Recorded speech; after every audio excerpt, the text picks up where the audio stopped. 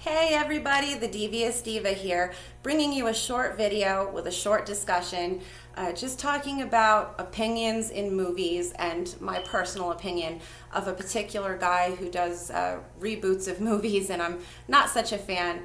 And that person is Rob Zombie, and I just wanted to have a short little talk about that. I just want to say that I do respect all of you in the horror community. There's going to be times that, I talk about something that I really like or dislike, and obviously we can agree to disagree. We're not all of the same brain. Variety is the spice of life. I think it's great that we bring our own opinions, our own personal style and setting and way of doing these review shows. I think it's great. I love interacting with all of you from the bottom of my heart. Talking horror is like, you're playing my music, you're talking my language. I love it. I love it. But I did just want to give out my opinion on it. And we can respectfully agree to disagree, and maybe for some of us can agree, because I always like to explain myself, and I think it makes for good conversation, if anything. What I wanted to say as far as Rob Zombie and my opinion of him, I have to start with the fact that, if I'm not mistaken, without knowing him, because I don't, in fairness, he's a guy that does metal type of music. And my fiance John loves metal. He called it some kind of metal, but in essence metal nonetheless. For starters, I don't listen to a lot of rock, alternative, metal, grunge type of music, and I respect people who do. I wouldn't say that I hate it. I'd say that I just don't have a lot of exposure to it. Which then leads to, well, what the heck do you listen to? As a young person, at least speaking, growing up in high school, the way it was is half of the school listened to rap and R&B. I was part of that half. And the other half were called rock heads, which, yes, is a blanket statement. But when you're a teenager and you're a kid, I didn't dub people this name. It was just there. And those were the people that liked anything but rap and R&B. So that was rock, alternative, metal, even though all those things are quite different, and that's a huge blanket to put people under as far as their taste in music, because they're all different genres. That's basically the way it was. So you might as well just say rap and R&B, and those that don't like rap and R&B, in fairness to people who like different types of music other than that. So with that said, I honestly did not know of White Zombie or of Rob Zombie. I'm starting to like his music. A lot of that had to do with Bride of Chucky, Living Dead Girl. Because of that movie, I said, I love this song. And I think it's called Thunder Kiss 65, without butchering it, which is also in Bride of Chucky. Chucky's like this, kind of like rocking out to it with his fist. So I am starting to listen to it and go, wow, I like this guy's music. It's catchy. It's different. I like the style. So I'm starting to just now get into rock, alternative, grunge, metal.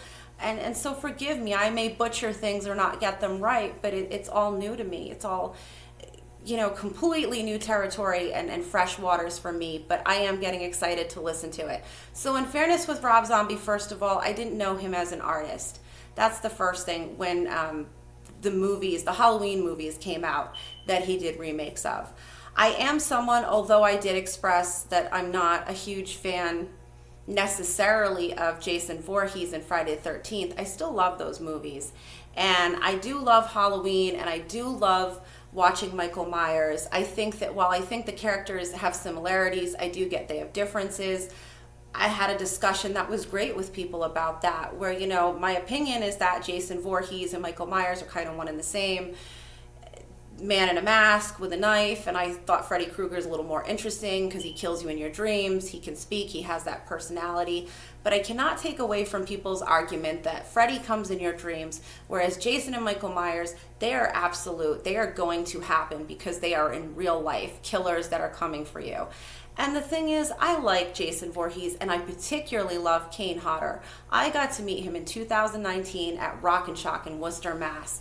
And that was a blast. He is just full of energy and life. He appreciates his fans. He's got a quick wit, funny. He has such humility. You just love the guy just as a person in general. But beyond that, I think that he definitely put life into that character when he took over. I think that he did great with the deliberate moves he had. I think he was great with, the way he puffs out his chest and the way he's taking a deep breath. I thought he did an awesome job, and he's an awesome guy, and so I can't take that away from him. And whether people like the movies or not, which is a whole other story, I like Adam Green's Hatchet movies. I like Victor Crowley. I thought particularly in the first one the design was great, and I think it's kind of cool. Kane Hodder, who said, you know, I'm always in a mask, I'd like to do a little acting where you can see my face, and he gets to do that in the Hatchet movies. And I think that that's a great thing. I think he's a great guy, and I think he makes those characters, Victor Crowley and Jason Voorhees, really work. So I am a fan. You know, we're not always going to agree on everything. Don't share the same brain. We all have difference of opinion, but I love the discussions. I love the feedback, because you know what? We can agree to disagree, but believe it or not, sometimes you might be changing my mind or giving me, you know, through your lens, through your eyes, a different perspective. And I go, I never thought of that, but thank you, because now I'm seeing it a little bit differently. So I appreciate that. Just so you know, these are healthy, great conversations to have for anybody who loves horror. And I appreciate all of you, all of your comments, messages, your tweets. It's a lot of fun, and I'm really enjoying myself, and I hope you guys are too. So I do treasure the time that I have here, and friendships, and talking about all of this, and the camaraderie. It's great. So going on off of that segue and back to Rob Zombie. So I didn't know him as an artist. Getting to know him, I think he's a pretty good artist. As far as a writer, director, and that type of thing, I did not like his rendition of Halloween. And there's a reason, and it's not that I think, you know, he's just a crappy writer, crappy director. I believe he's a huge fan of these movies. I believe he wanted to do something great with them. And you know what? For a lot of people, he did something great. And the only opinion that matters is his own and the fans who enjoyed it. So I think that's great. But my problem with it, basically, for the most part, has to do with, to me, in the originals, Michael Myers was born evil. Nothing indicates until Halloween Resurrection, I want to say, which I debunk that entire thing. I discard it. I have no use for that movie. Halloween H2O was where it's at, and then after that, you lost me. I just, you know, completely lost it until these Halloween movies that started about in 2018 that Danny McBride and David Gordon Green were doing. But I digress. So anyway, my biggest thing with that is I feel he was born evil. And that's terrifying. Someone who is evil without purpose. He was not necessarily beaten or tortured or bullied. He's evil just because. That's scary to me, a bad seed. And you see it all the time. There are people who come from good families, good homes. There's no indication of abuse or a reason for them to retaliate or become angry. And they're just evil. And that is scary. That, you know, the nicest people in the world somehow have these children who are the most evil and terrifying in the world, and they become infamous murderers. There's plenty of them that I won't even get into. So that's my thing. It's being born evil without purpose, and that's what I loved about Michael Myers, and that was the magic to me and the allure of his character. And I feel that with Rob Zombie, as you watch those, there's a reason for him to be an evil kid. He's from a broken home. A demented stepfather, a mother who's a stripper and not very present. Yes, he's torturing animals, he's doing all of these things, but there's a reason. You're giving him license to be evil. You can see that a psychologist can see in him that yes, there's something evil that maybe should be lacking or not there. But he has some reason to feel what he's feeling. And when you give somebody an explanation or a reason to become angry, to become a killer, to become violent, I think that takes away from the allure and the scare factor. Because you say, it's scary, it's demented, but there's a reason. And I think when you're born that way, far more scary and more terrifying. And I can't say enough about that. So that was my problem with it. I also feel that a lot of people he casts, it's no different than a lot of people, but it's favoritism. So-and-so is his best friend. In the case of Shari Moon Zombie, that's his wife. So I get it, and my thoughts on her, beautiful lady. I'm sure she's got a beautiful heart. You know, it's not a catty thing. I don't find her a good actress. That's my opinion. But of course, he's in love with her. He sees something in her that other people don't, and rightly so. And maybe others do think she's a great actress and bring something to the table. This is just an opinion, but I'm not for her. And in my mind, it's a default. It's like, well, of course she's in every movie. She's sleeping with him. And that's shitty to say, but it's the conclusion that comes to mind because I'm not seeing the talent talent there. And so, furthermore, what I was discussing had to do with the Munsters. That's a beloved show from the 1960s as much as the Addams Family. Addams Family, Munsters, those two shows in the 60s were filmed in black and white for a reason. They're eccentric families, and they're supposed to be kind of, I don't want to say scary, because it's not scary, it's campy fun, but they're supposed to look demented like monsters, and at the same time, in their storylines, they're everyday families with a mother, a father, and children, and some of the stories are relatable to any family show. They just look different. And the Munsters, for me, was the favorite out of the two. It was not Addams Family. I do love that show, but I couldn't believe that there was the Addams Family Values. I love those movies, don't get me wrong, but I kept thinking to myself, why aren't we doing the Munsters? Herman Munster, Grandpa, Lily. I thought it was great, and I wanted someone to do it, and they did revamp it with, I want to say, TV movies and shows, and the magic wasn't there, whether that's the casting, the writing. It just wasn't done right, and I think many can at least agree on that. So now Rob Zombie, who has said he's a huge fan, and I agree with him, The Munsters is great. Him and his wife love it so much that they have this movie coming out sometime this year. And I'm interested to see it, but I don't have high hopes. And I want to believe that it'll be good, but he really, to me, ruined or did a number on Halloween. And the Munsters, to me, once again, casting one of his best friends, which is just fine as Herman Munster, but I just don't see the guy that way. He looks like he could be Rob Zombie's brother. His wife is Lily Munster. It's like, here we go again.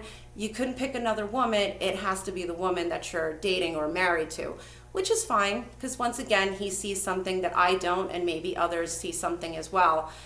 But to me, it's like, expand your horizons. Try to think differently on this. Do the writing differently. Please honor the old show. Please make it just as good, and maybe not have the same actors, because it is good to have variety and act with different people. That's just my opinion. I also am not sure, of course, but there are two characters I did not see in the cast as of yet.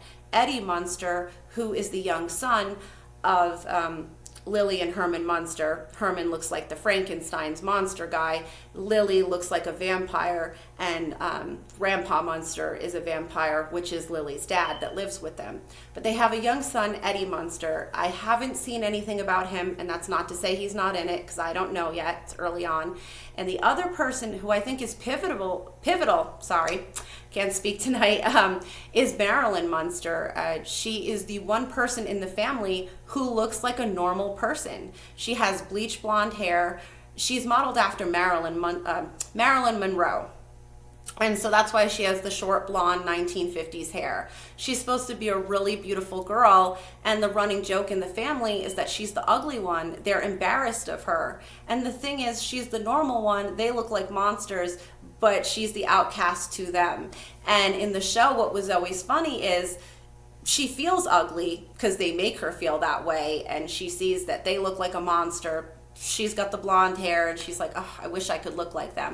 But anyway, the funny thing was, she's a beautiful girl. She'd bring a date to the door. The minute they open the door and that young man lays eyes on this family, they run fast, jumping over the fence to get away from her. And she ultimately thinks it's because she's not good enough, and that's why she can't get a date. No, she can't get a date because these dates look at her freaking family, this 6 feet tall Frankenstein monster, and they're like, hell no, I'm getting out of here. I'm jumping the gate, getting in the car, and I'm not looking back.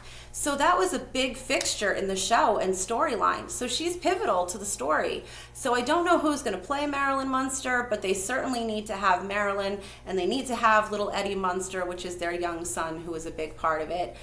They have some guy playing Spot, who was their pet dragon, I want to say it was. I think that's what it was, a dragon that lived under their staircase. It was a very fun, eccentric show. I don't know all the in and outs of it, but there was 2 seasons. I watched it. I knew a lot about the show. It was so much fun, and I really am praying and hoping that Rob Zombie does it justice. But as someone who's a huge fan and thinks that he ruined Halloween, I hope he does not dismantle this movie. Praying and hoping. But this is just my opinion, and yes, it's a long rant for my Saturday night, but I just had to say my piece. Sure, he's a great artist from what I know so far. I don't like his movies, and I kind of wish he wasn't doing this, and I hope he does it right. Otherwise, I feel he's shitting on what I consider a classic in the 1960s for a TV sitcom.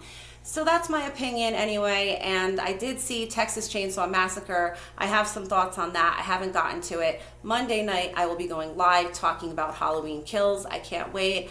I want to bring up some points that I think have not been discussed in other reviews, because I do watch all of you, and I think you guys have great points of view and a lot of things that are interesting that you bring up and discuss. And there's some things that I'd like to talk about as well. So I just want to say that I love and appreciate all of you out there, all of my subscribers, everybody on Twitter, and all of you who do reviews that I follow and retweet. You have to know that whether we agree or not, I love what you guys do, and a lot of what I'm doing is because I see you guys do it, and it looks like so much fun, and you guys do such a great job and bring such energy and positivity to doing horror movie reviews, and I love it. So I love you all. I hope you're having a great day, and I will come with more videos soon. So thank you for listening to my rant, and I really do hope the Munsters is good. So I'll talk to you guys soon. I am the Devious Diva. Hope you're having a great Saturday. Bye-bye.